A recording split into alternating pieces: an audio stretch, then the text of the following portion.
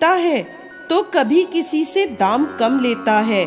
ये सब देखकर उसने सोचा, ये मेरा पति तो बहुत भोला है, सब इसको बेवकूफ बना रहे हैं। उसने हरिया से कहा, ये आप दुकान कैसे चला रहे हैं? हरिया ने कहा, हरी इच्छा से, सब हरी इच्छा। अब उसकी बहू बोली, आप दुकान पर अब नहीं आएंगे, दुकान का काम अब से मैं देखूंगी।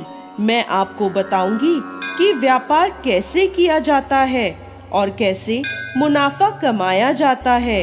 हरिया ने कहा, ठीक है, जैसे हरी इच्छा। अगले दिन से हरिया की पत्नी दुकान पर आने लगी। कुछ पैसे खर्च करके उसने दुकान पर काम करने वाले 2 नौकर भी रख लिए।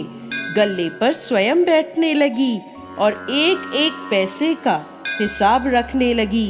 दूध दही भी उतना ही देती जितना कोई दाम देता था। पहले की तरह हरी इच्छा का उच्चारण अब दुकान पर सुनाई नहीं देता था। धीरे धीरे दुकान पर ग्राहक कम होने शुरू हो गए। दूध दही बचने लगा और बचा हुआ दूध दही शाम तक खराब हो जाता। एक सप्ताह में ही दुकान मुनाफे से घाटे में आ गई। नौकर भी काम छोड़कर भाग गए। वह परेशान होकर हरिया के पास गई और शर्मिंदा होकर अपनी गलती की माफी मांगने लगी। उसने हरिया से कहा, आप जो करते थे वही मैंने भी किया। आप कम दाम लेकर अधिक वस्तु देते थे, फिर भी लाभ था, जबकि मैंने पूरे दाम में पूरा सौदा दिया, फिर भी नुकसान हुआ। अब हरिया बोला, जो हरी इच्छा होती है वही होता है, तुम मेरे साथ दुकान पर चलो।